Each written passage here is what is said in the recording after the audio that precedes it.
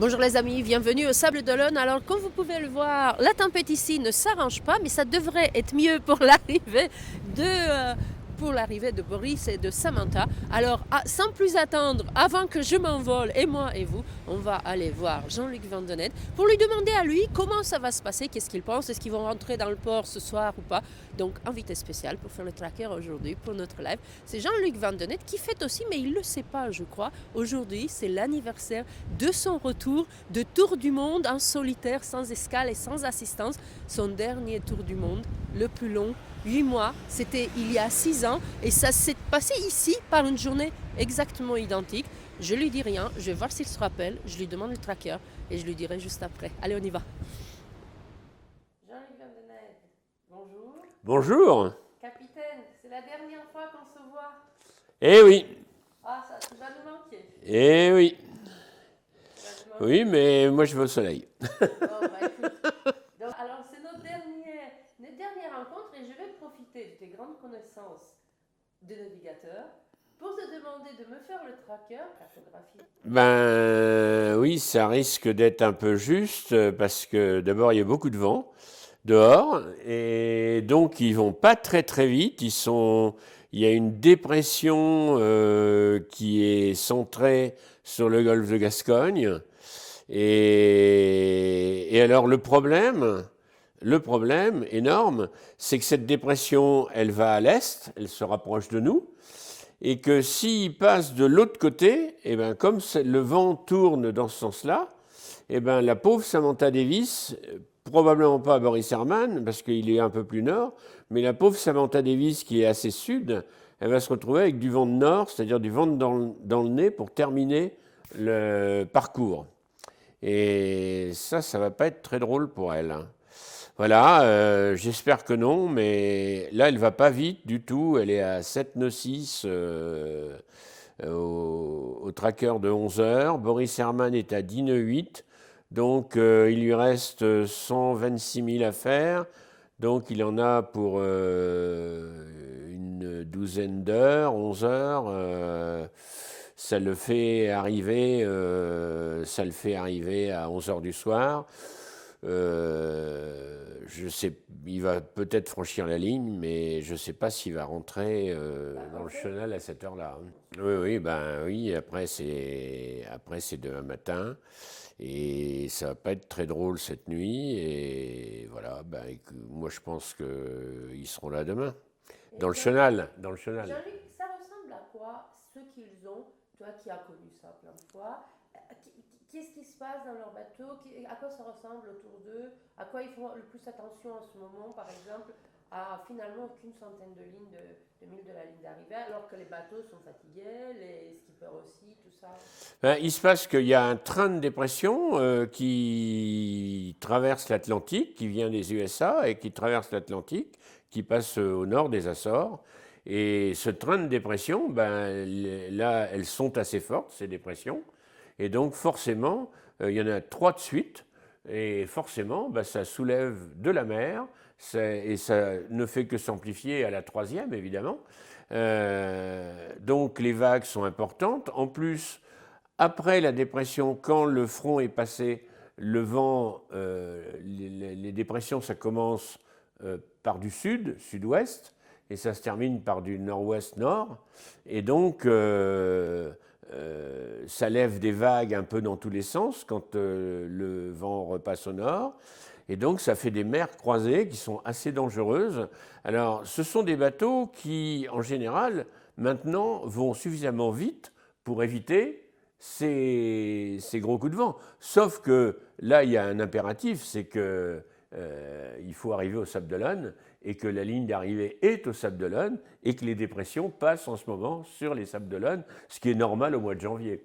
Oui, c'est ça, ils sont tôt dans la saison. Jean-Luc, j'ai essayé d'expliquer avec mes mots très embrouillés, j'essaie d'expliquer depuis plusieurs jours, parce que Benjamin Dutroux et Clarisse Kremer n'ont pas pu rentrer au port des Sables Non? d'Olonne, ce qui est une première. J'essaie d'expliquer ce que c'est la passe des sables, pourquoi c'est difficile de rentrer dans le port quand il y a tempête comme aujourd'hui.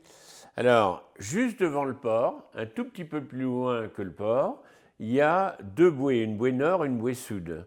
Ces deux bouées, elles marquent un caillou qui est là et qui est très embêtant, qui s'appelle le nouk, N-O-U-C-H. Et ce nouk fait que la mer se lève énormément à cet endroit-là, les vagues déferlent, et déferlent assez loin après le nouk. Et donc, il faut impérativement passer à l'est de ce nouk, et il faut passer assez loin, et l'entrée des Sables d'Olonne, eh bien, par ces vents de sud, elle n'est pas très protégée. Donc c'est bien le nouk alors. Voilà, c'est bien le nouk qui est à franchir, et c'est des bateaux qui risquent un peu en franchissant la passe, ils trouvent que c'est trop risqué. Mais là, de toute façon, pour le moment, ils ont l'air de venir au sable et de rentrer au sable. Ils ne vont pas repartir. C'est de la bateau en plus. Et puis moi, je pense... Ah non, mais ça va se calmer là quand même. Si on fait la météo à plusieurs jours, on voit très bien que ça y est, ça c'est la météo à 40 heures, et on voit très bien que ça va se calmer. Voilà, je savais. Merci beaucoup, et je te jure que je n'ai pas fait exprès. La couleur du ciel aujourd'hui, en regardant le ciel, là, pendant ton coup de fil, je me suis dit, c'est la même couleur que lorsque tu es arrivé de ton dernier tour du monde, en solo, en solitaire, sans assistance, sans escale, tout ça. Et bien, tu sais quoi? C'était en 29 janvier. Absolument. 2019, il y a 6 ans. Exactement, c'était le 29 janvier, et je suis arrivé d'ailleurs à peu près dans les mêmes conditions. Mais c'est ça, c'est fou. Parce que j'ai eu un coup de vent en traversant le golfe de Gascogne, et d'ailleurs le bateau s'est couché et je me suis cassé la figure, j'ai même cassé la cuisinière et arraché la fixation de la cuisinière en tombant dessus. Et en réalité, je suis arrivé au début de la dépression suivante, et c'est pour ça que je suis arrivé avec du vent de sud, ce qui m'a permis d'arriver sous spi.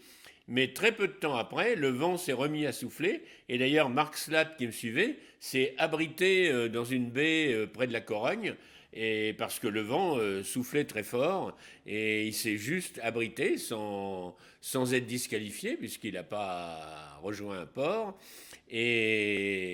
Et le lendemain, enfin même pas le lendemain d'ailleurs, le soir de mon arrivée, eh bien c'était ce temps-là avec une grosse dépression, et il était temps que j'arrive. Et tu es arrivé, je me rappelle, alors que c'est complètement interdit, à la voile, dans le port des Sables d'Olonne. Ah oui, mais j'ai toujours essayé surtout quand je suis au portant, si je suis pas auprès, ben quand je suis arrivé de mon tour du monde avec Adrien, mon tour du monde à l'envers, je suis aussi rentré à la voile. Et j'aime bien, moi j'ai vécu à une époque où on rentrait dans les ports à la voile parce qu'on n'avait pas de moteur. Au Vendée Globe, c'était pareil, on n'avait pas de moteur à cette époque-là. Les 3 premiers Vendée Globe, on n'avait pas de moteur. Et donc, on était soit remorqué par des Zodiacs, mais si on est au portant, c'est assez facile de rentrer sous Foxel dans le port ici. Hein. Je suis impressionnée de regarder ton énergie. Là, quand je te parle de ton tour du monde, puisqu'on vient de le découvrir, c'est quoi le secret, Jean-Luc, pour ne pas vieillir? C'est d'avoir le moral, et puis d'avoir une compagne qui vous accompagne et de façon sympathique. Merci. Bonnes vacances. Merci.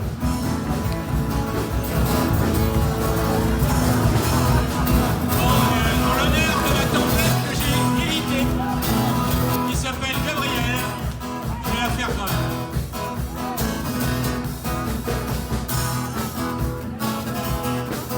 Gabriel.